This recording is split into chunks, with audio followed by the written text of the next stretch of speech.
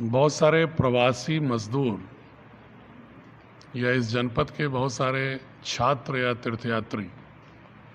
जो अन्य प्रांतों में लॉकडाउन के कारण फंसे हुए हैं और जो आना चाहते हैं, उनके विषय में भारत सरकार, प्रदेश सरकार ने और अन्य प्रदेश की सरकारों ने पारस्परिक जो सहमति के आधार पर नीति निर्धारित की है, उसमें ये व्यवस्था है कि जिस प्रांत से जाना है वहाँ पर जो लोग हैं वो अपने संबंधित कलेक्टर को, डिस्ट्रिक्ट मजिस्ट्रेट को या डीसी, जहाँ पर पुलिस कमिश्नर सिस्टम है, डीसीपी को वहाँ के कंट्रोल रूम में नोट कराएंगे कि मेरा नाम ये है, मेरा एड्रेस ये है, मैं यहाँ रहता हूँ और मेरा एड्रेस परमानेंट फला प्रदेश का फला जिला है।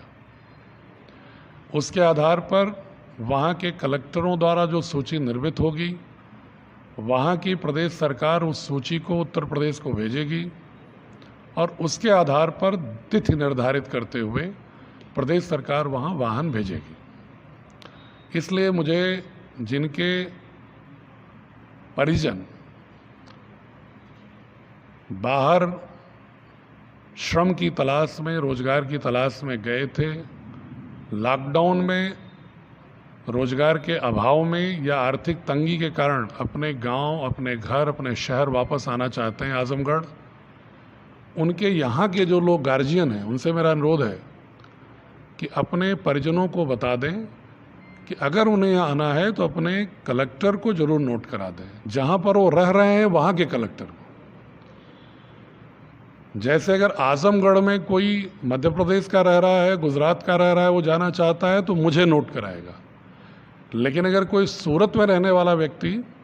उसे आजमगढ़ आना है तो सूरत के कलेक्टर को नोट कराएगा और वहाँ से संकलित करके सूची जब प्रदेश सरकार को हमारे आएगी, फिर प्रदेश सरकार उसके ट्रांसपोर्ट की व्यवस्था करेगी और वहाँ की सरकार उनका स्वास्थ्य परीक्षण कराते हुए जो ट्रांसपोर्ट के योग्य होंगे उनको भेजेगी और फिर इस जनपद में आने के बाद पुनः उनका स्वास्थ्य परीक्षण होकर के आवश्यक निर्णय स्वास्थ्य विभाग के विशेषज्ञों के आधार पर quarantine, home quarantine, institutional quarantine जो भी करना होगा वो किया जाएगा। इसलिए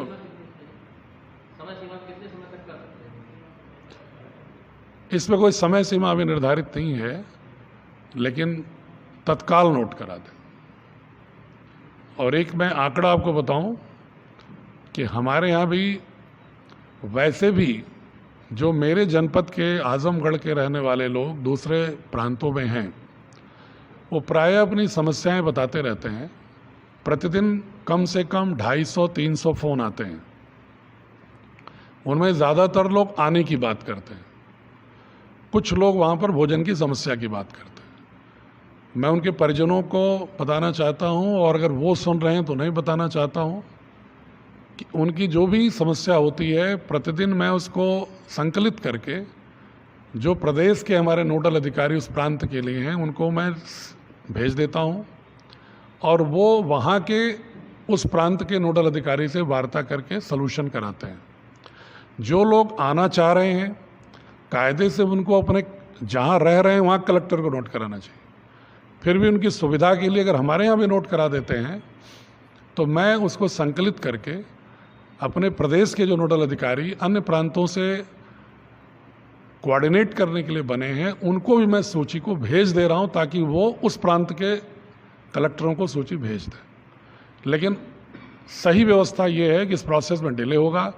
इसलिए आप जहां रह रहे हैं अपने कलेक्टर को सूचित करें संबंधित डॉक्यूमेंट जो मांग रहे हैं उसके साथ, ताकि उस व्यवस्था को सुचारू रूप से, सुव्यवस्थित रूप से किया जा सके।